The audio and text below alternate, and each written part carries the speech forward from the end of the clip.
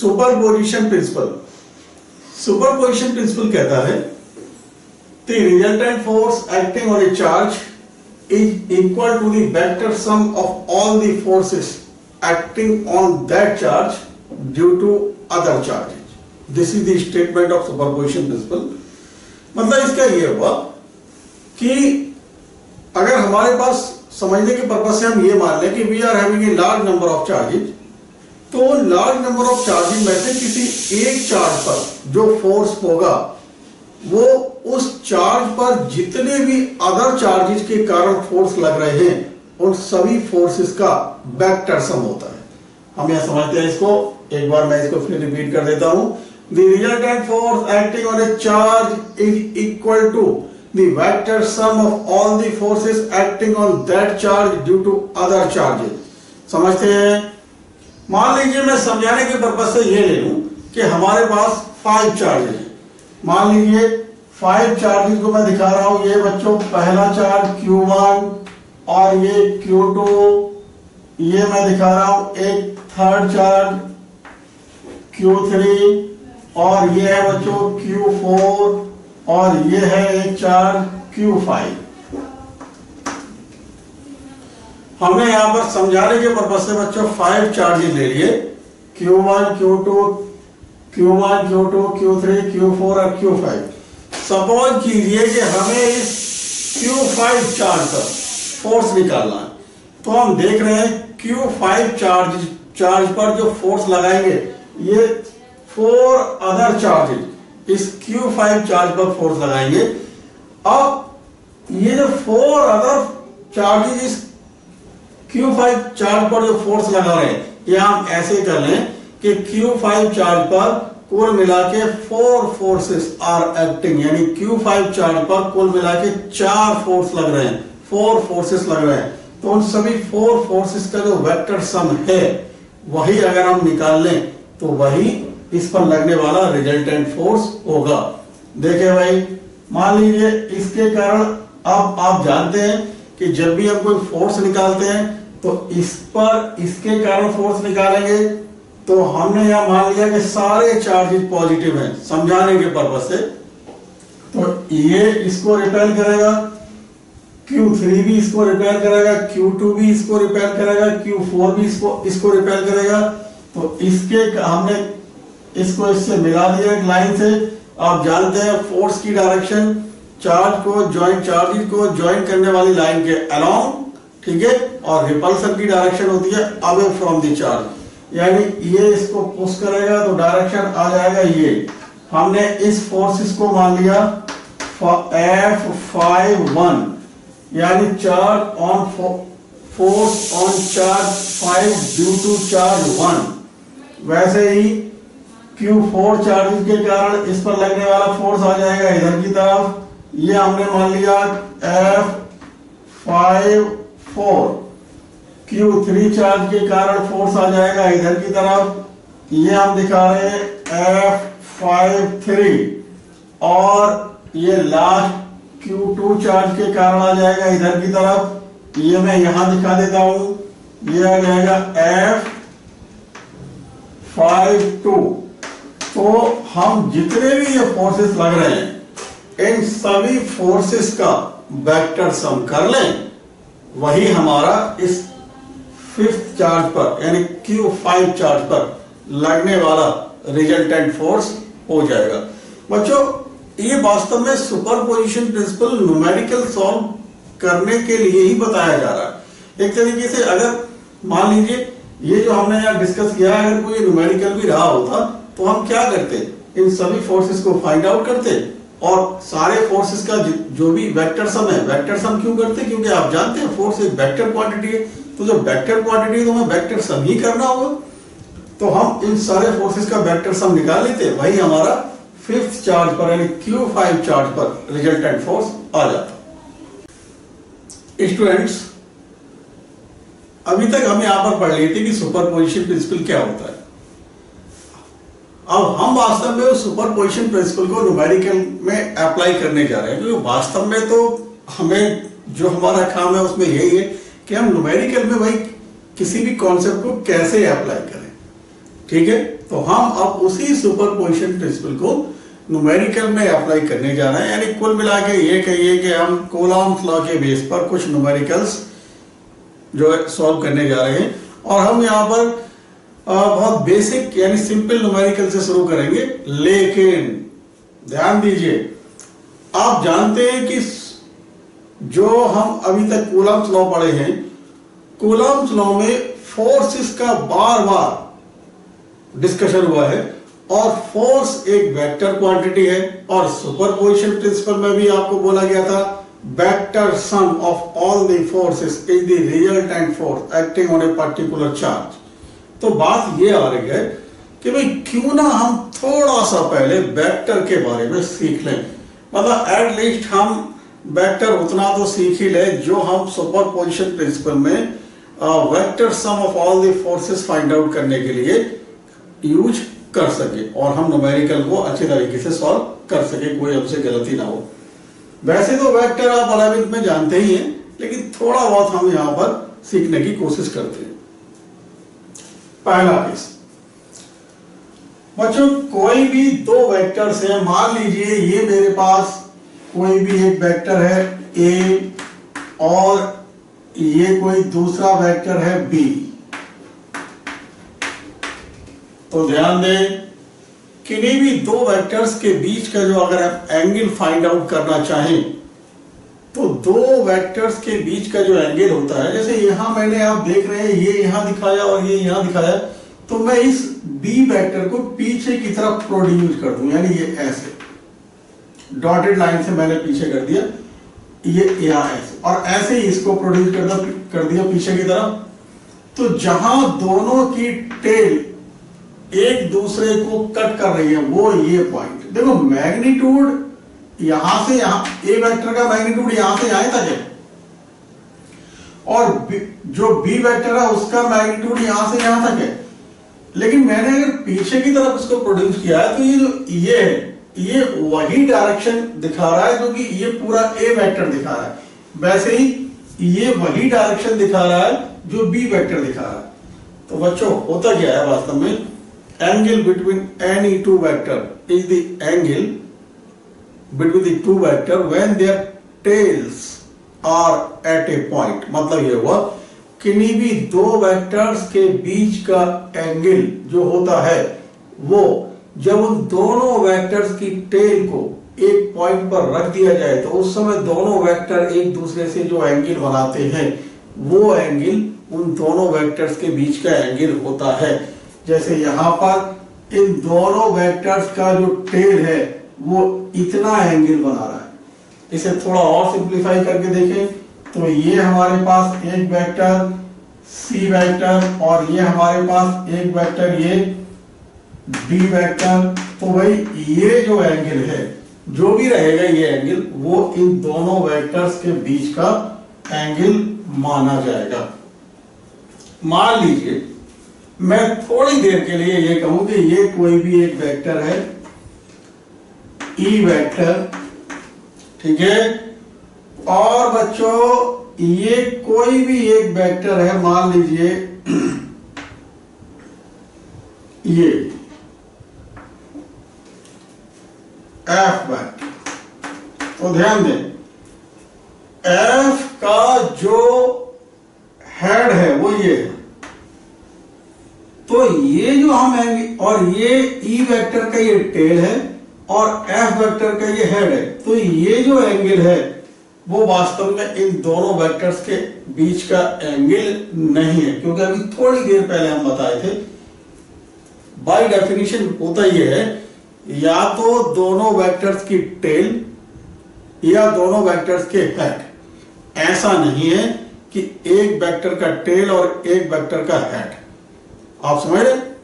मतलब ये हुआ कि जो एंगल बिटवीन टू वेक्टर्स है वो वास्तव में वो एंगल है जो दोनों वेक्टर्स की टेल एक दूसरे के साथ बना रही हैं या दोनों वेक्टर्स के हेड एक दूसरे के साथ बना रहे हैं।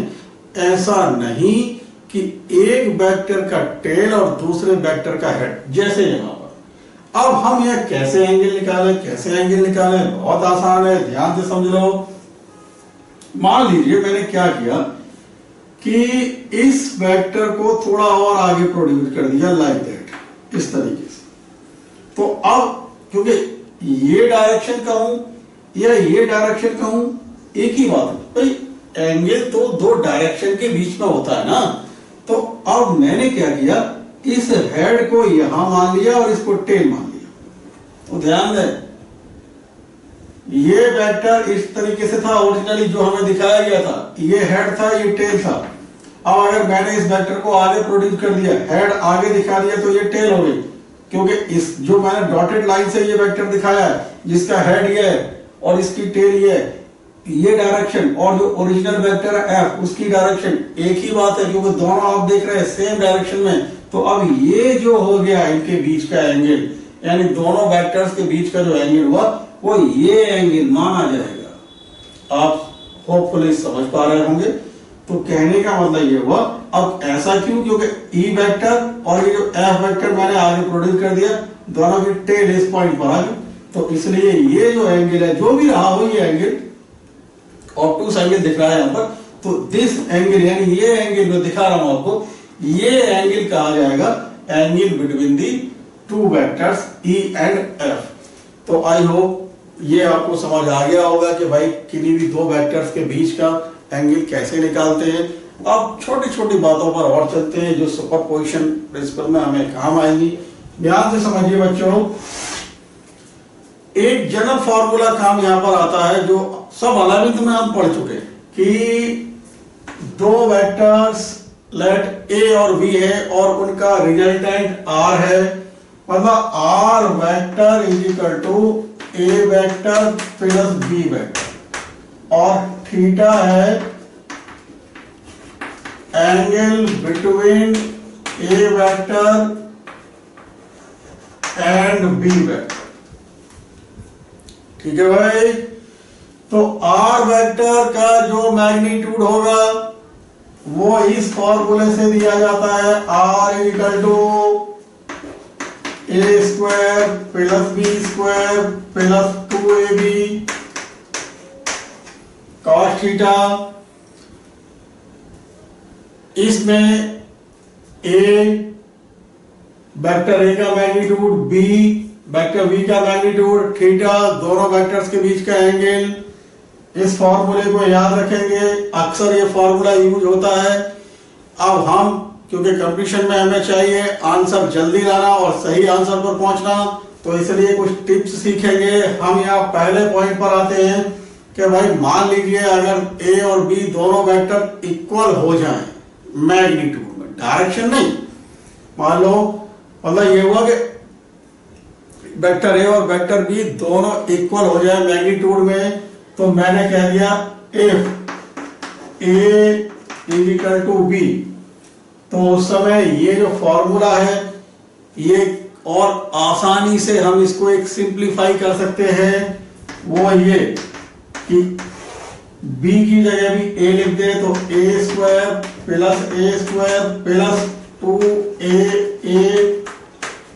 cos थीटा, तो r आ जाएगा। देखो बच्चों ये 2a स्क्वायर, ये भी 2a स्क्वायर, तो स्क्वायर रूट में आपको मिलेगा 2a square common 1 plus cos theta, क्योंकि मैंने से 2a स्क्वायर लिख दिया, ये 2a स्क्वायर हो गया और मैंने 2a स्क्वायर कॉमन ले लिया स्क्वायर रूट के अंदर ही।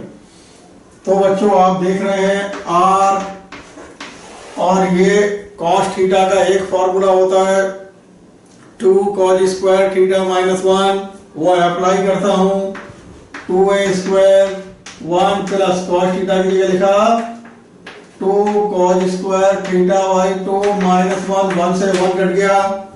अब मैं ये यहां लिखूंगा, यहां ऐसे मैंने एरो लगा दिया, तो बच्चों ये 1 कट गया और ये r आया आपके पास स्क्वायर रूट 2a स्क्वायर, और ये आया भाई 2 cos स्क्वायर थीटा मल्टीप्लाई के साथ 2 cos स्क्वायर थीटा बाई 2। तो ये बच्चों आप बाहर आ जाएगा कुल मिला के स्क्वायर रूट के 2a cos थीटा बाई 2। अब देखो ये हमें थोड़ा आसान सा फॉर्मूला बन गया, अब हम सदैव ध्यान देंगे कि अगर कहीं दो इक्वल वेक्टर्स हैं मैग्नीट्यूड में और उनके बीच का एंगल थीटा है, तो उन दोनों वेक्टर्स का resultant r equal to 2a cos theta by 2 से दिया जाएगा। मतलब ये हुआ कि जहां a वो वेक्टर, मतलब जो दो वेक्टर है उनमें से किसी एक वेक्टर का मैग्नीट्यूड है।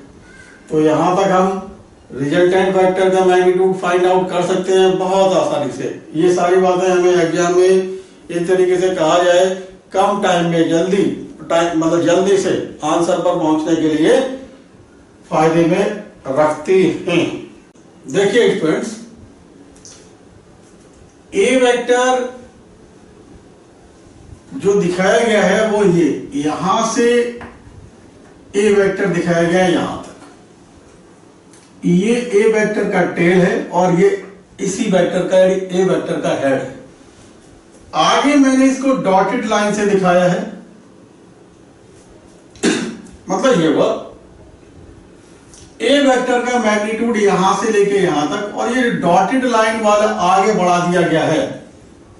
बहुत कॉमन सेंस की बात है कि डॉटेड लाइन वाला जो वेक्टर है इसकी डायरेक्शन, यानी डॉटेड लाइन वाले वेक्टर की डायरेक्शन और ए की डायरेक्शन, वेक्टर ए की डायरेक्शन सेम है। लेकिन जो डॉटेड लाइन वाला वेक्टर है उसका टेल ये और हेड ये, और ये बी वेक्टर की भी टेल यहीं पर है। तो ये डॉटेड लाइन वाला वेक्टर और बी वेक्टर के बीच का एंगल थीटा हो गया जो दिखाया गया है। दोबारा रिपीट कर लेते हैं, वेक्टर ए और डॉटेड लाइन वाला वेक्टर सेम डायरेक्शन में, यानी दोनों की डायरेक्शन सेम है, इधर जिधर मैं अपनी फिंगर पॉइंट कर रहा हूं। लेकिन जहां ए वेक्टर का हेड खत्म होता है वहीं डॉटेड लाइन वाले वेक्टर की टेल शुरू होती है, और बी वेक्टर की भी टेल यहीं पर है। आपको समझाया गया था कुछ देर पहले ही कि टेल और टेल के बीच का एंगल,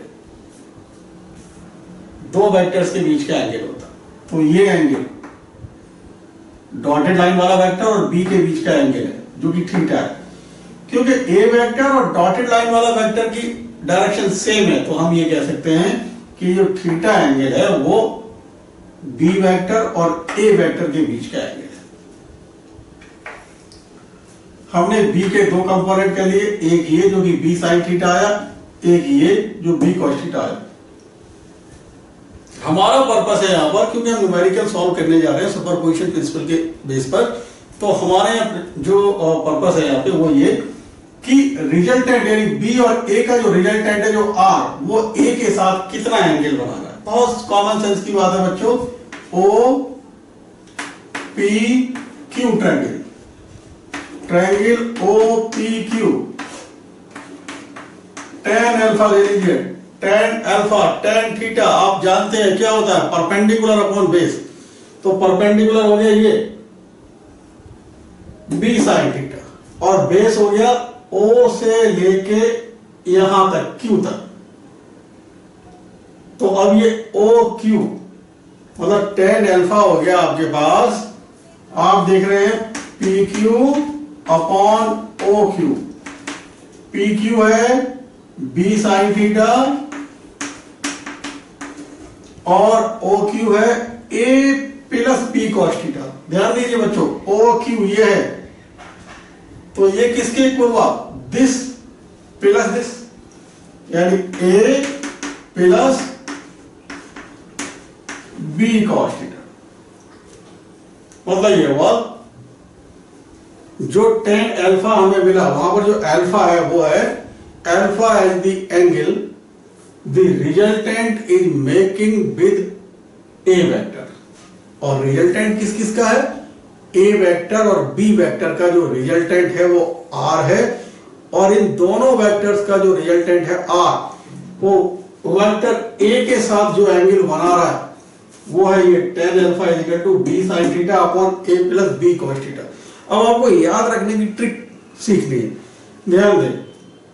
आप देख रहे हैं यहां पर के नीचे डिनोमिनेटर में a plus B cos theta आ रहा है और ऊपर आ रहा है बी साइन थीटा, यानी साइन थीटा और कॉस थीटा उस वेक्टर के साथ अटैच है जिसके साथ रिजल्टेंट एंगल नहीं बना रहा है, और जिसके साथ रिजल्टेंट एंगल बना रहा है यानी जो अल्फा है, आप देख रहे हैं रिजल्टेंट आर जो एंगल बना रहा है वो है अल्फा, और ये अल्फा एंगल किसके साथ बना रहा है? ए वेक्टर के साथ। तो ए वेक्टर के साथ एंगल बना रहा है, इसीलिए ये ए वेक्टर आप यहां देख रहे हैं अकेला आ रहा है। मतलब ये वो मैं आपको ये याद रखने की ट्रिक समझाना चाहता हूं।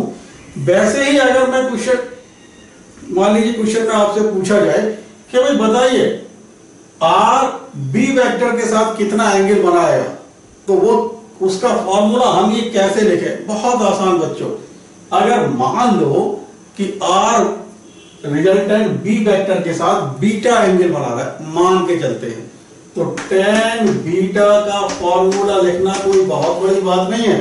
अभी मैंने समझाया था आपको, जिसके साथ एंगल बना रहा है उसका मैग्नीट्यूड डिनोमिनेटर में अकेला लिखो, यानी बीटा जो है वो रिजल्टेंट वेक्टर बी के साथ एंगल बना रहा है, तो बी वेक्टर का मैग्नीट्यूड बी अकेला लिख दिया। अब क्या रह गया आपके पास? ए वेक्टर। तो ए वेक्टर के मैग्नीट्यूड साइन थीटा और कॉस थीटा के साथ अटैच करके लिखना है, मतलब ऊपर आ जाएगा ए साइन थीटा और नीचे ये बी प्लस ए कॉस थीटा। अब मान लो मैं समझाने के पर्पज से ये तो मैंने फॉर्मूले बताया, मैं मान लो छोटा सा बहुत सिंपल सा बच्चों वाला न्यूमेरिकल ले लेता हूं। ध्यान दे भाई, मान लीजिए हमारे पास दो वेक्टर है, एक का मैग्नीट्यूड है 5 और दूसरे का मैग्नीट्यूड है 7। We are having two vectors of 5 unit and 7 unit, ठीक है। और इन दोनों के जो बीच का एंगल है वो 30 डिग्री दिया गया। कितना दिया गया बच्चों? 30 डिग्री। तो आपसे पूछा जा रहा है कि भाई इन दोनों का जो रिजल्टेंट होगा, यानी 5 और 7 जो वेक्टर्स हैं, इनका जो रिजल्टेंट होगा वो 5 के साथ कितना एंगल बनाएगा। बहुत आसान, मान लीजिए वो 5 मैग्नीट्यूड वाले वेक्टर के साथ वो अल्फा एंगल बना रहा है, तो बहुत सिंपल सा फॉर्मूला आपको जो है, इसी फॉर्मूले को मैं अप्लाई करना सिखा रहा हूं। सिंपल सी बात है भाई, जिसके साथ आप देख रहे हैं, जिसके साथ एंगल बना रहा है वो अकेला लिख दो नीचे ऐसे, प्लस जिसके साथ नहीं बना रहा है, मैंने माना है alpha is the angle made by the resultant of 5 unit and 7 unit with 5 unit, यानी अल्फा वो एंगल है जो इन दोनों का रिजल्टेंट 5 यूनिट वेक्टर के साथ बना रहा है। तो इसलिए मैंने 5 को ऐसे लिख दिया, और इस 7 के साथ मैं लिखूंगा साइन और कॉस अटैच करके, नीचे आप जान रहे हैं कॉस लिखा जाता है, 7 कॉस 30 और ऊपर 7 साइन 30। साइन 30 का वैल्यू आपको पता है, कॉस 30 का वैल्यू आपको पता है। अब आसानी से आप अल्फा फाइंड आउट कर सकते हो। वैसे ही अगर इसी में कहा जाता कि भाई 5 और 7 का जो रिजल्टेंट है वो 7 के साथ कितना एंगल बना रहा है वो बताओ, तो अब भी कोई प्रॉब्लम नहीं। तो हम क्या लिखते हैं, मान लो वो बीटा एंगल होता, tan बीटा क्या आ जाता, जिसके साथ एंगल बना रहा है, यानी जिसके साथ एंगल हमें फाइंड आउट करना है उसको अकेला लिखते हैं, तो 7 ऐसे लिख देते हैं, प्लस का जिसके साथ नहीं बना रहा है उसके साथ साइन और कॉस अटैच करके लिखते हैं, यानी 5 नीचे cos 30 और ऊपर 5 sin 30। साइन कॉस की वैल्यू हम जानते हैं, लगा देंगे, आंसर आपको मिल जाए। मैंने यहां आपको फिलहाल इस फॉर्मूले को कैसे हम मेमोरी में रखें और कैसे इसको किसी न्यूमेरिकल में अप्लाई करें, ये मैंने सिखाया। हम बहुत थोड़ा बहुत यहाँ पर वेक्टर के बारे में सीखे हैं, कोई बहुत ज्यादा नहीं। अभी 1-2 पॉइंट्स और सीखेंगे, फिर उसके बाद जो सुपरपोजिशन प्रिंसिपल के न्यूमेरिकल्स हैं उन पर आगे बढ़ेंगे। अभी तक हमने सीखा बच्चों कि दो वेक्टर्स का रिजल्टेंट का मैग्नीट्यूड और रिजल्टेंट किन्हीं वेक्टर उनमें से किसी वेक्टर के साथ कितना एंगल बनाएगा, लाइक दैट, ये सब हम सीख लिए। अब हम थोड़ा सा कुछ और सीखते हैं कि भाई मान लीजिए हम एक कंडीशन जो भी थोड़ी देर पहले भी अप्लाई किए थे कि अगर ए और बी वेक्टर इक्वल हो जाए तो उनका रिजल्टेंट का magnitude 2a cos theta by 2 आएगा। वैसे ही हम यहाँ पर अगर ए और बी इक्वल हो जाए तो भाई दोनों के बीच का एंगल क्या होगा, कोई आसान सी बात कंक्लूजन निकल के आता है जिससे हम अपने माइंड में रख सकें और जल्दी हम आंसर पर पहुंच सकें। देखिए हम जो भी सीख रहे हैं हमारा मेन पर्पस है कॉम्पिटिटिव एग्जाम में जल्दी आंसर पर पहुंचना। ध्यान दो, मान लीजिए अभी थोड़ी देर पहले ही हम जो फिगर बनाए थे उसमें था हमारे पास कि B sine theta upon A plus B cos theta. तो बात ये आ रही है कि भाई अगर ए और बी इक्वल हो जाएं, देखते हैं भाई tan अल्फा क्या हो जाएगा। तो आप देख रहे हैं b की जगह a लगा दें या a की जगह b लगा दें तो b sign theta upon a की जगह b लगाएंगे तो फायदे में रहेंगे, इसलिए हमने a की जगह b लगा दिया। तो हमें मिलता है b, नीचे से कॉमन ले लिए कैंसिल हो जाएगा, ये आएगा साइन थीटा और नीचे आएगा 1 प्लस कॉस थीटा। अब थोड़ा हम मैथमेटिक्स के पास चलते हैं और ट्रिग्नोमेट्री से हेल्प मांगते हैं। चलिए भाई, हाँ भाई ट्रिग्नोमेट्री आप हमारा हेल्प कीजिए और हेल्प करने के बाद देखते हैं क्या निकलता है। tan alpha is equal to, आपने देखा कि भाई cos थीटा का वो फार्मूला जो अभी थोड़ी देर पहले अप्लाई किए थे 2 cos square theta by 2 minus 1। तो साइन थीटा तो फिलहाल ऐसे ही रखा, नीचे 1 plus 2 cos square theta by 2 minus 1, 1 1 cancel और आपको मिला tan alpha is equal to sine theta का formula 2 sine theta by 2 cos theta by 2 2 sine theta by 2 cos theta by 2 upon 2 cos square theta by 2, 2 से 2 cancel, नीचे ये एक cos theta by 2 से एक cos थीटा बाई 2 कैंसिल। तो भाई आपको मिलता है tan alpha is equal to, यहां आया आपके पास साइन थीटा बाई 2, नीचे cos थीटा बाई 2 यानी tan theta by 2, tan theta by 2। तो अल्फा मिला थीटा बाई 2। इसका मीन्स ये हुआ अगर दो वेक्टर मैग्नीट्यूड में इक्वल है और उनके बीच का एंगल थीटा है, if two vectors are equal in magnitude and theta is the angle between them, then जो उनका रिजल्टेंट होगा वो ए के साथ थीटा बाई 2 एंगल बनाएगा। अब ए के साथ ही हम थीटा बाई 2 क्यों कहें, इस बात को हम ऐसे भी कह सकते हैं कि भाई जब दोनों के बीच का एंगल थीटा था, यानी ए और बी के बीच का एंगल थीटा था और रिजल्टेंट ए के साथ थीटा बाई 2 बना रहा है, तो हम ऐसे भी तो कह सकते हैं कि रिजल्टेंट ए और बी के बीच का जो एंगल है उसको बिल्कुल बाइसेक्ट करेगा। मतलब ये हुआ अगर मैं यहां पर फिगर बनाऊं कि ये मान लीजिए कोई भी ए वेक्टर है और मान लो ये बी वेक्टर है, ठीक है बच्चों, तो इन दोनों का जो रिजल्टेंट होगा वो इन दोनों के बीच का जो एंगल था, ये एंगल उसके बिल्कुल मिड से पास होगा। मान लीजिए समझाने के पर्पस से ए और बी के बीच का इस समय जो एंगल है वो मैं समझाने के लिए मान लूं 60 डिग्री है, तो इसका मीन्स ये हुआ ये रिजल्टेंट यानी आर जो होगा वो ए के साथ और बी के साथ बराबर बराबर एंगल 30 डिग्री बनाएगा। तभी तो हमने कह दिया कि भाई बाइसेक्ट करेगा। तो कुल मिला के आप कंक्लूजन ये याद रखें,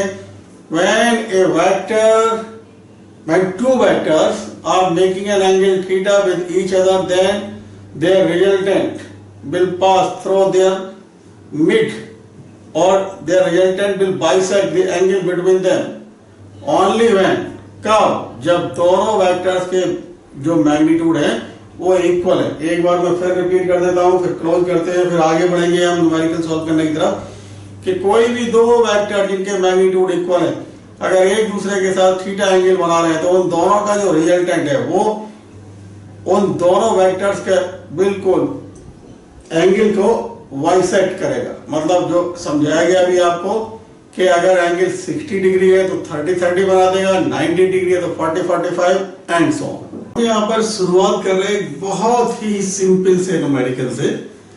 देखें भाई, मान लीजिए ये कोई भी एक स्ट्रेट लाइन है और इस स्ट्रेट लाइन पर हमने इस ए पॉइंट पर और इस बी पॉइंट पर ये 2 इक्वल चार्जेस रख दिए। दोनों ही चार्जेस सेम नेचर के हैं, यानी लाइक चार्जेस हैं। और इस ए पर जो चार्ज रखा है उसके कारण बी पर लगने वाले फोर्स का मैग्नीट्यूड हमें पता करना है। अब इससे ज्यादा आसान सा न्यूमेरिकल कुछ नहीं हो सकता, बहुत बच्चों वाला न्यूमेरिकल है। ध्यान दें बच्चों, भाई Coulomb force F equal to, और दोनों के ए और बी के बीच का डिस्टेंस हमने L मान लिया, F equal to 1/4 pi epsilon naught Q1 Q2। Q1 की जगह भी Q है और Q2 की जगह भी Q है, तो आप कहेंगे Q multiplied by Q divided by दोनों चार्जेस के बीच का डिस्टेंस यानी L स्क्वायर। तो F आ जाएगा 1/4 pi epsilon naught Q square upon L square. इस A पर जो चार्ज रखा है उस चार्ज के कारण B पर जो चार्ज है उस पर लगने वाला फोर्स का magnitude F is equal to 1/4 pi epsilon naught Q square upon L square. और ऑब्वियसली बच्चों अगर इसकी डायरेक्शन की बात करें तो both charges are like charge, यानी रिपेल करेंगे एक दूसरे को। मतलब A यानी ये चार्ज इस चार्ज को रिपेल करेगा। रिपेल करने का मतलब होता है धक्का देना, और धक्का देने का मतलब हुआ इधर की तरफ पुश करना, यानी A से B की तरफ। यानी हम आंसर लिख लेंगे AB वेक्टर की डायरेक्शन में। अब थोड़ा सा और आगे बढ़ते हैं। इसी न्यूमेरिकल को हमने लिया लेकिन थोड़ा और आगे एक्सटेंड कर दिया। ध्यान दे भाई, ये हमने किया A चार्ज, मतलब A पॉइंट और ये B पॉइंट, A पर Q चार्ज रखे थे, B पर Q चार्ज रखे थे। अब हमने एक इस मिड पॉइंट पर और एक चार्ज रख दिया C पर। C को हम दिखा रहे हैं बच्चों मिड पॉइंट AB का। तो अब हमने क्या किया, A B C तीनों पर हमने Q चार्ज रख दिया। C AB का मिड पॉइंट है, तो हमें निकालना है force on charge Q at B।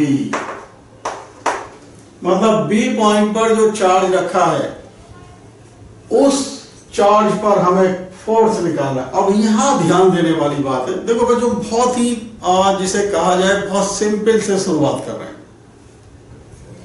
तो अगर हम B पॉइंट पर जो चार्ज रखा है उस पर फोर्स निकालेंगे, तो अब हमें यहां ये देखना है, कोई भी न्यूमेरिकल को सॉल्व करते समय सबसे पहले हम उसे पढ़ेंगे ध्यान से, और फिर उसके बाद ये देखेंगे कि भाई जिस चार्ज पर फोर्स निकालने को कहा जा रहा है उस चार्ज के अलावा कितने और चार्ज अवेलेबल हैं। जैसे इस न्यूमेरिकल में B पर जो चार्ज रखा था उस पर फोर्स निकालने के लिए बोला जा रहा था, तो हमने देखा कि भाई इस चार्ज के अलावा केवल एक चार्ज और अवेलेबल है, तो इसीलिए केवल जो एक चार्ज अवेलेबल था वही इस पर फोर्स लगा था।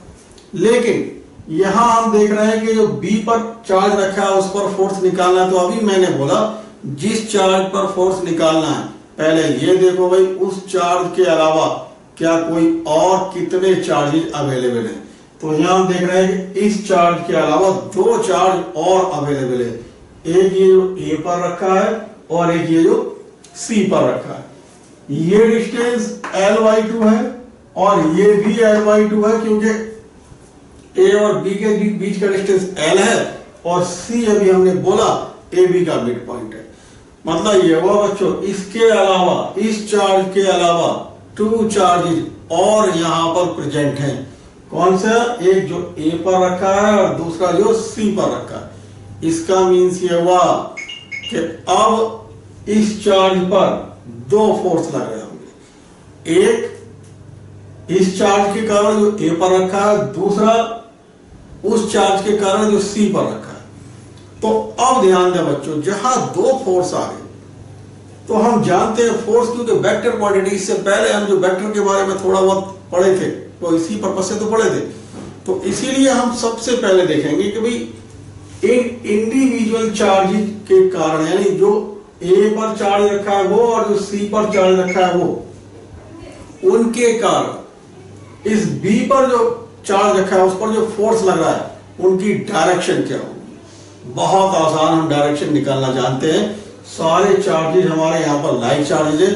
तो पहले मैं ए के कारण इस पर लगने वाला फोर्स देखूंगा। ध्यान दीजिए बच्चों, ए के कारण इस पर जो फोर्स लगेगा वो मैंने लिख दिया एफ बी ए, मतलब बी पर जो चार्ज रखा है उस पर, किसके कारण? जो ए पर रखा है उसके कारण। और वो आप देख रहे हैं मैग्नीट्यूड में अभी 1/4 pi epsilon naught Q1 Q2 upon R square. तो Q1 भी Q है, Q2 भी Q है और R दोनों चार्जेस के बीच का डिस्टेंस L है। हम यहाँ L का मतलब है जिन 2 चार्जेस के बीच में फोर्स निकाला है उन चार्जेस के बीच का डिस्टेंस। तो ये हो गया भाई Q इंटू Q अपॉन इसके और इसके बीच में फोर्स निकालना है, तो इसके और इसके बीच की डिस्टेंस है भाई L। तो ये आ गया बच्चों L स्क्वायर, यानी आंसर आ गया इसका 1/4 pi epsilon naught Q square upon L square. ध्यान में डायरेक्शन रिपल्सन होगा। रिपल्सन का मतलब होता है धक्का देना, पुश करना। अरे बहुत कॉमन सेंस की बात है, बच्चों में जब कभी कभी लड़ाई हो जाती है स्कूल में, कभी कभार देखा होगा आपने, तो वो एक दूसरे को हेट करते हैं। और हेट करते हैं तो हेट करने का मतलब ही हुआ धक्का देना, पुश करना। समझ आ रहा है? मतलब ये हुआ, तो ए पर जो चार्ज रखा है वो जो बी पर जो चार्ज रखा है उसको पुश करेगा, यानी दूर हटाएगा, कहेगा भाई भाग जाए यहां से। तो वही बोला जा रहा है। इसीलिए इसके कारण इस पर लगने वाले फोर्स की डायरेक्शन, आप जानते हैं डायरेक्शन निकालना बताया गया था कि दोनों चार्जेस को लाइन से मिला दो, फोर्स की डायरेक्शन उस लाइन के अलोंग होगी। अब अगर अट्रैक्शन है तो पास आते हुए और अगर रिपल्सन है तो दूर जाते हुए, यानी दूर जाते हुए मतलब धक्का दे रहा है।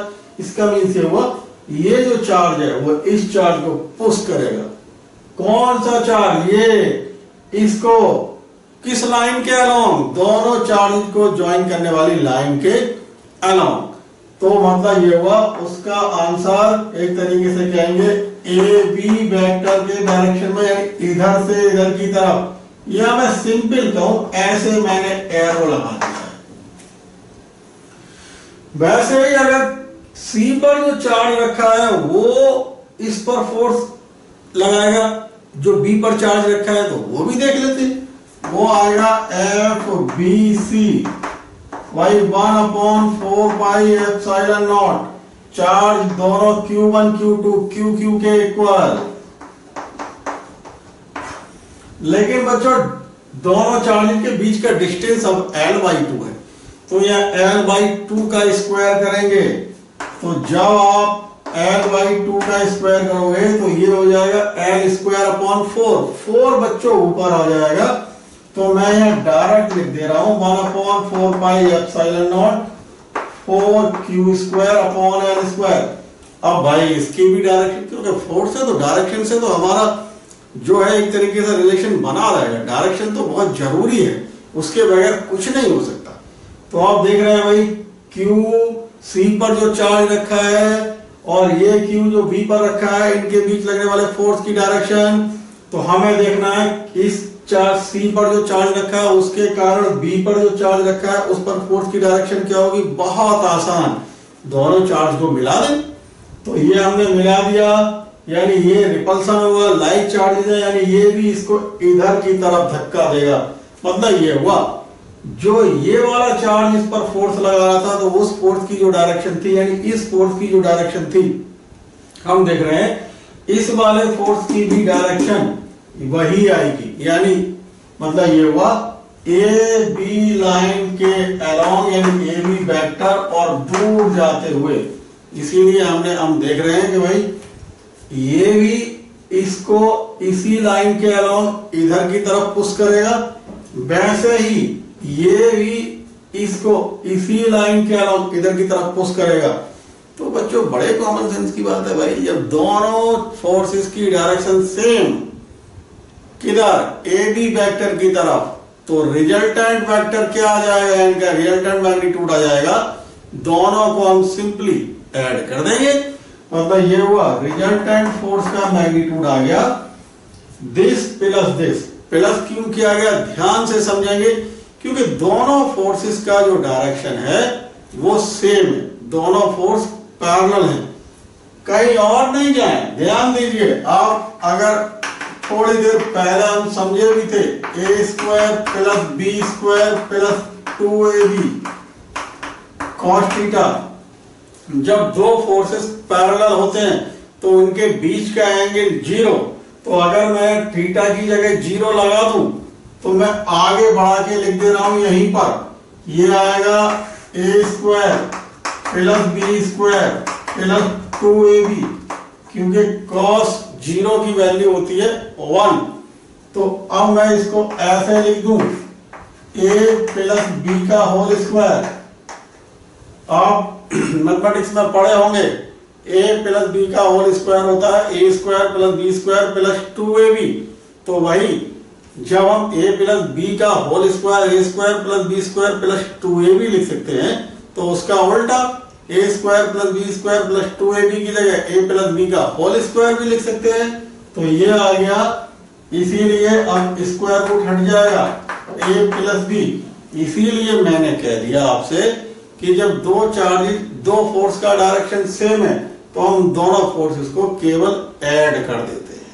तो भाई हमने भाई क्या कर रहे हैं, अब ऐड कर रहे हैं, यानी दिस प्लस दिस। तो मैं डायरेक्ट आंसर लिख दूं, सम करना तो आसानी से हम सबको आता ही है, क्या this one plus this one, तो ये आ जाएगा 1/4 पाई एप्सिलॉन नॉट, और ये आ जाएगा बच्चों 5q square upon l square. और वास्तव में दो फोर्स जिस डायरेक्शन में थे यानी पैरेलल थे, दोनों को हमने ऐड कर दिया, तो जो रिजल्टेंट फोर्स की डायरेक्शन होगी वो भी वही होगी जो उन दोनों फोर्सेस की थी, यानी ये आ जाएंगे ए बी वेक्टर, यानी इधर की तरफ ही। तो हमने बहुत सिंपल से न्यूमेरिकल से शुरुआत की है, अब धीरे धीरे करके हम इसको आगे एक्सटेंड करेंगे। बच्चों अभी जो हमने सेकंड न्यूमेरिकल देखा उसी में थोड़ा फिर चेंज करते हैं। क्या करते हैं हम कि अभी हमने इस न्यूमेरिकल में चार्ज जो सी पॉइंट पर रखा गया है उसको अभी हमने प्लस लिया, अब हम इसको माइनस चार्ज कर देते हैं। ध्यान दें, माइनस चार्ज करने पर निकालना हमें इस बी पॉइंट पर जो चार्ज रखा है यानी कैपिटल की, उसी पर फोर्स है। लेकिन जब हम बी पॉइंट पर जो चार्ज रखा है उस पर फोर्स निकालेंगे तो ये चार्ज इस पर जो फोर्स पहले लगा रहा था अब भी वही लगाएगा और उसी डायरेक्शन में लगाएगा। लेकिन जो सी पर चार्ज हो गया वो माइनस क्यू, अब मैं फिगर इधर बना लेता हूं, वास्तव में इसे मैं एग्जाम्पल नंबर 3 कहूंगा और वो एग्जाम्पल नंबर 3 हमारा एग्जाम्पल नंबर 2 के साथ कनेक्टेड है, कोरिलेटेड है, यानी हम उधर का डाटा इधर यूज करेंगे। ये है भाई ए बी सी पर रखा गया है माइनस क्यू चार्ज, ये क्यू चार्ज और ये क्यू चार्ज, हमें फोर्स इसी पर निकालना है, यानी ये रिजल्टेंट।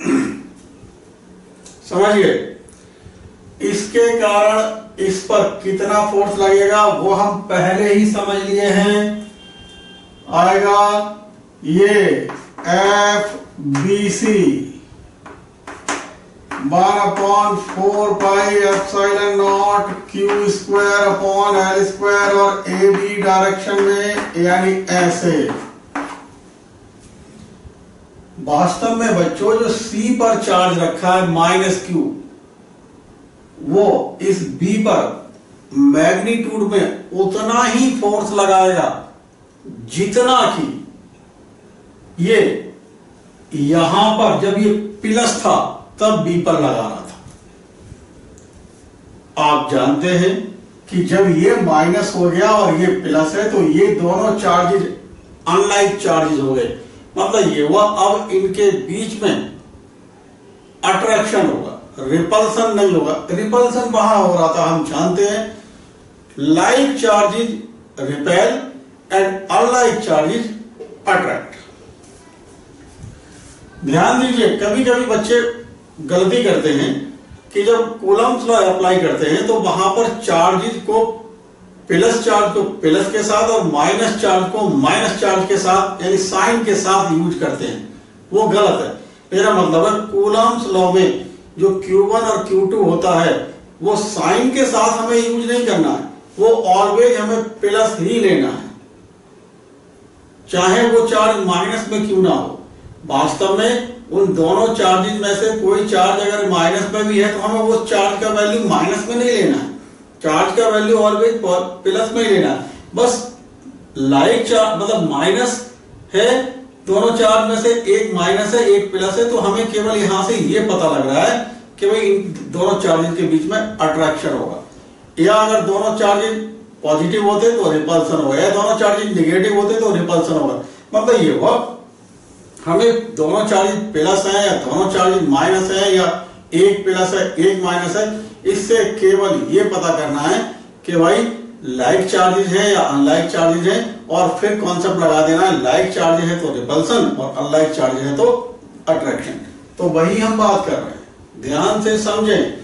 अब ये चार्ज जो सी पर रखा है वो माइनस का है और जो बी पर रखा है वो प्लस का है, तो मैग्नीट्यूड जो होगा फोर्स का वो उतना ही होगा जो यहां हम निकाले थे। ये F B C equal to 1/4πε0 और Q square upon L square F B C. बच्चों मैं ये गलत लिख गया, एफ बी ए हो गया ये, यानी यही वाला फोर्स तो लिखे थे हम यहाँ। अच्छा, अब ये एफ बी सी मैग्नीट्यूड में उतना ही होगा क्या, 1/4πε0 और 4q square upon L square. लेकिन डायरेक्शन समझते हैं, इसके और इसके बीच में अब अट्रैक्शन होगा। मतलब ये चार्ज जो सी पर रखा है वो इसको, क्योंकि हमें फोर्स तो इस पर निकालना है, अपनी तरफ खींचेगा। अपनी तरफ खींचने का मतलब हुआ इन दोनों चार्जेस को ज्वाइन करने वाली लाइन के अलोंग अपनी तरफ खींचेगा। मतलब अब जो फोर्स की डायरेक्शन होगी, जो ये -q चार्ज जो इस +q चार्ज पर लगा रहा है उसकी डायरेक्शन होगी बच्चों B से C की तरफ। इसीलिए हम लिखेंगे BC वेक्टर और एरो ऐसे लगा रहे हैं। अब आप, क्योंकि इस पर तो कुल मिला के दो फोर्स लग रहे हैं, एक जो ये लगा रहा था उसकी डायरेक्शन थी इधर की तरफ, और दूसरा जो ये लगा रहा है इस पर उसकी डायरेक्शन है इधर की तरफ। एरो बना के दिखाया गया है, दोनों एक दूसरे के अपोजिट। जब दोनों एक दूसरे के अपोजिट होते हैं तो जैसे यहां दोनों एक दूसरे के साथ बिल्कुल पैरेलल थे, यानी एंगल 0 था, और जब दो फोर्सेस एक दूसरे के अपोजिट होते हैं यानी दो वेक्टर एक दूसरे के एंटी पैरेलल होते हैं, तब जो रिजल्टेंट आता है वो आता है दोनों फोर्सेस के मैग्नीट्यूड के डिफरेंस के इक्वल। मतलब ये हुआ बच्चों, मैं यहां थोड़ा समझा देता हूं कि R इक्वल टू जो फॉर्मूला आप जानते हैं a square plus b square plus 2ab cos theta में थीटा हो गया 180 और cos 180 की वैल्यू -1 होती है।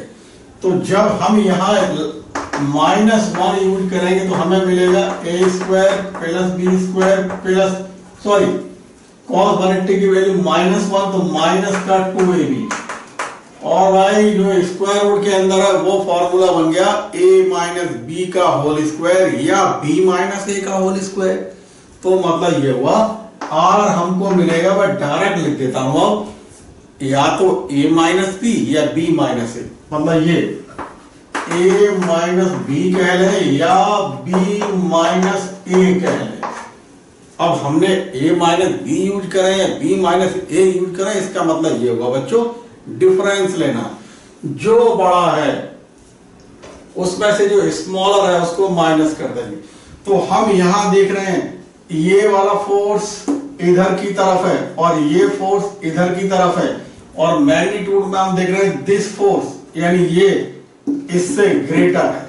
तो इसीलिए जो रिजल्टेंट आ जाएगा हमारे पास, यानी अब इस एग्जाम्पल नंबर 3 में जो बी पर लगने वाला रिजल्टेंट फोर्स आएगा वो आ जाएगा दिस माइनस दिस, यानी इसमें से इसे माइनस करोगे तो ये 1/4 pi epsilon not Q square upon L square common, bracket में बचेगा 4 और माइनस का 1 यानी 3, यानी आंसर आ जाएगा 1/4 pi epsilon not 3 Q square upon L square.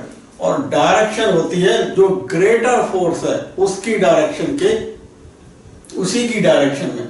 तो ग्रेटर फोर्स है यहां पर ये और स्मॉलर फोर्स है ये, इसीलिए जो रिजल्टेंट आया ये इसकी डायरेक्शन इस वाले फोर्स की डायरेक्शन होगी, यानी BC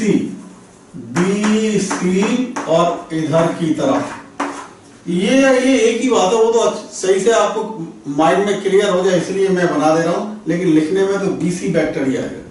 तो हमने अब जब ये चार्ज, क्योंकि ये एग्जाम्पल दोबारा मैं रिपीट कर रहा हूं, यही है अंतर, केवल इतना था कि जो C पर चार्ज रखा था वहां प्लस था, यहां C पर जो चार्ज रखती है अब वो मैंने माइनस कर दिया, तो अब आंसर आ गया ये एग्जाम्पल 4।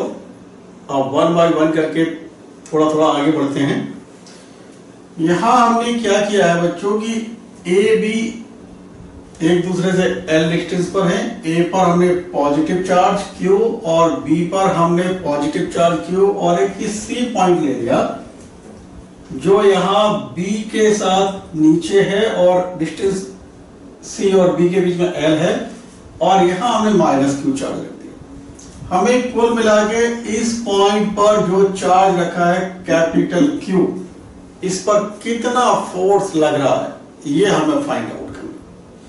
देखो हम वास्तव में जो कूलम्ब्स लॉ के बेसिस पर जितने भी न्यूमेरिकल्स हैं, अगर हम उनको वन लाइन में एक स्टेटमेंट के फॉर्म में बोले कि हमें क्या क्या चाहिए, तो वो ये है कि हमें थोड़ा सा कॉन्सेप्ट कूलम्ब्स लॉ का और कूलम्ब्स लॉ के कारण जो फोर्सेस लग रहे हैं उनका डायरेक्शन को अच्छी तरीके से पता करना आना चाहिए, और मैथमेटिक्स। अगर ये सब बातें हमको पता है तो हम बहुत आसानी से कूलम्ब्स लॉ के बेस पर जो न्यूमेरिकल्स पूछे जाते हैं कर सकते हैं। ध्यान दें, हमें निकालना है ये B पॉइंट पर जो चार्ज रखा है कैपिटल Q, इस पर लगने वाला फोर्स, यानी हमें निकालना है force on charge at point B। Concept वही सिंपल जो अब तक समझते आ रहे हैं कि इस जो चार्ज ये B पॉइंट पर रखा है इसके अलावा कितने चार्जेज और अवेलेबल हैं। तो हमने देखा भाई एक चार्ज तो ये है और एक चार्ज ये है, यानी इस पर 2 फोर्सेस लगेंगे। अब वो 2 फोर्सेस जो लगेंगे उनको निकालते हैं, उनकी डायरेक्शन के बारे में बात करते हैं। ये पॉजिटिव यानी ये दोनों लाइक चार्जेस रिपेल करते हैं, और रिपेल करते हैं दोनों चार्जेस को ज्वाइन करने वाली लाइन के एलम। मतलब ये चार्ज इसको रिपेल करेगा, भाई जो अब तक डिस्कस करते आ रहे, धक्का देगा, हिट करेगा। तो ये चार्ज इसको धक्का देगा इधर की तरफ, यानी ये इस पर इसके कारण जो फोर्स लगेगा वो इधर की तरफ। हम इसे कह रहे हैं FBA, यानी B पर A के कारण। आगे बढ़ते हैं भाई, -Q और ये +Q, इन दोनों में फोर्स अनलाइक चार्ज है तो अट्रैक्टिव होगा, यानी ये इस पर, बच्चों में इस पर फोर्स निकालना है, इस पर नहीं। तो ये इसको अट्रैक्ट करेगा, अट्रैक्ट करेगा मतलब अपनी तरफ खींचेगा, यानी इधर की तरफ। इसीलिए हम डायरेक्शन ये दिखाए हैं और इस फोर्स को हम कह रहे हैं FBC। आप देख रहे हैं बच्चों के इस पर जो दो फोर्स लग रहे हैं FBA और FBC, इन दोनों फोर्सेस के बीच का जो एंगल है वो ये, और वो आपको दिखाई दे ही रहा है 90 डिग्री। और अब आगे बढ़ते हैं, ध्यान दें ये भी L है और ये भी L है, और आप जानते हैं फोर्स जो होता है वो 1/4 pi epsilon naught Q1 Q2 upon distance का स्क्वायर। ध्यान दीजिए बच्चों, अगर जैसे ये दो फोर्सेस FBA और FBC आया, इन दोनों फोर्सेस को कैलकुलेट करते समय थोड़ा सा हम सावधानी बरतें। क्या? वो ये कि हम देख रहे हैं कि अगर इन दोनों फोर्सेस को जब हम निकाल रहे हैं और हमें ये पता, हम ये पहले ही एज्यूम कर लें, या हम एज्यूम नहीं बल्कि ये क्या है कि हम थोड़ा एनालिसिस कर लें कि भाई चार्जेज का प्रोडक्ट और चार्जेज के बीच का डिस्टेंस इसके केस में और इसके केस में अगर इक्वल है तो ये दोनों फोर्सेस भी इक्वल होंगे। अभी देखते हैं। तो आप देख रहे हैं कि जब आप FBA निकालेंगे तो चार्जेज का प्रोडक्ट Q स्क्वायर ही आएगा, क्योंकि Q1 Q2 QQ है तो Q स्क्वायर आएगा, और डिस्टेंस L है तो L स्क्वायर आएगा। वैसे ही अगर हम FBC फोर्स निकाल रहे हैं तो FBC फोर्स निकालते समय भी आप देख रहे हैं चार्जेज का प्रोडक्ट Q स्क्वायर ही आएगा, Q1 भी Q है, Q2 भी Q है, और बीच का डिस्टेंस भी L है। मतलब कुल मिला के हम बहुत आसानी से कह सकते हैं कि भाई FBA और FBC मैग्नीट्यूड में इक्वल है। और हम पहले ही बात कर भी लिए थे कि हम जब चार्ज फोर्स निकालते हैं तो चार्ज को साइन के साथ नहीं लिखते हैं, साइन केवल बताता है, साइन हमें हेल्प करता है कि फोर्स अट्रैक्टिव होगा या रिपल्सिव। तो कुल मिला के हमने यहां देख लिया कि भाई FBA इक्वल टू FBC, और ये आ जाएगा 1/4 pi epsilon naught Q1 Q2 Q1 Q Q2 Q यानी Q square upon L square, और दोनों फोर्सेस के बीच का एंगल 90। मैं सबसे पहले आपको समझाया था कि जब दो फोर्स मैग्नीट्यूड में इक्वल हो तो उनके बीच का एंगल अगर थीटा हो तो रिजल्टेंट फोर्स बहुत आसानी से निकलता है। क्या?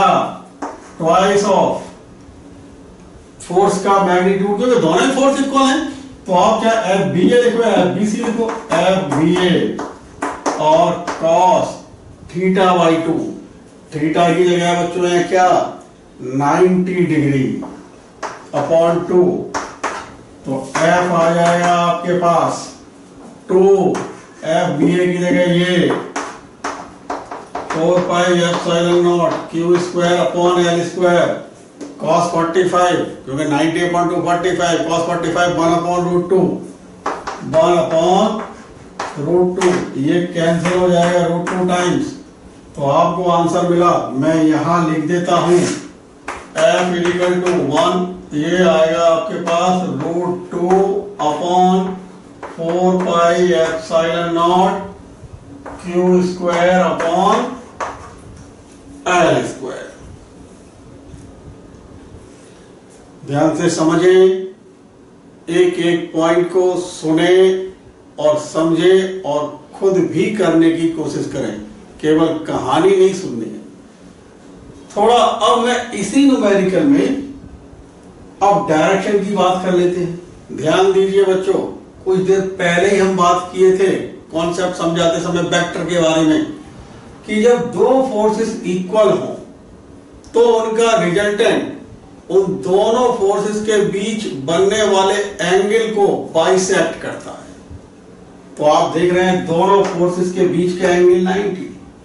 इसका मीन्स ये हुआ कि जो रिजल्टेंट होगा वो एक तरीके से ऐसे 90 को 45 में डिवाइड करते हुए इस तरीके से जाएगा, यानी ये एंगल भी 45 और ये एंगल भी 45। मतलब जो रिजल्टेंट है एफ, वो एफ बी ए की डायरेक्शन के साथ और एफ बी सी की डायरेक्शन के साथ इक्वल एंगल 45 और 45 का एंगल बनाएगा। और मैं थोड़ा इसी के बारे में यहीं पर थोड़ा और कुछ समझाऊंगा। बच्चों मान के चलो कि अगर मान लो ये चार्ज माइनस ना होके प्लस होता, मैं एक नया बात बोल रहा हूं कि अगर ये चार्ज माइनस क्यू ना होके प्लस क्यू होता तो आंसर क्या आता? देखो सच्चाई तो यह है कि अगर ये चार्ज माइनस क्यू ना होके प्लस क्यू होता तो जो इसकी डायरेक्शन अभी ऐसे है फिर ऐसे होती, ऊपर की तरफ होती इसकी डायरेक्शन, तो रिजल्टेंट फोर्स का मैग्नीट्यूड तो भाई इतना ही आता, लेकिन रिजल्टेंट फोर्स की डायरेक्शन चेंज हो जाती। अब मैं जो यहां पर करेक्शन कर रहा हूं वो मानते हुए कर रहा हूं कि ये सी चार्ज, सी पॉइंट पर जो चार्ज रखा है वो माइनस क्यू नहीं है प्लस क्यू है। ध्यान से सुनाइए। अब मैंने इसी न्यूमेरिकल में थोड़ा इसी न्यूमेरिकल को चेंज कर दिया कि ये चार्ज माइनस का क्यू नहीं है बल्कि प्लस का क्यू है। तो आप देख रहे हैं बच्चों उस केस में ये डायरेक्शन ऊपर की तरफ हो जाती, क्योंकि ये प्लस क्यू ये भी प्लस क्यू दोनों एक दूसरे को रिपेल करते, और जब दोनों एक दूसरे को रिपेल करते तो ये इसको इधर की तरफ धक्का देता, यानी अब इसका और इसका रिजल्टेंट, क्योंकि अब भी तो इनके बीच का एंगल 90 है, इसका ये एफ बी है और इस वाले फोर्स के बीच का जो एंगल 90 है, तो आंसर यानी मैग्नीट्यूड तो इतना ही आता जो ये दिख रहा है, लेकिन अब रिजल्टेंट फोर्स की डायरेक्शन इधर हो जाती है। बात समझ में आ ही गई होगी, कोई बहुत बड़ी बात नहीं है, सिंपल सी बात है। अब थोड़ा और 1 बाय 1 करके आगे बढ़ेंगे, कुछ थोड़े थोड़े टिपिकल न्यूमेरिकल लेते हैं।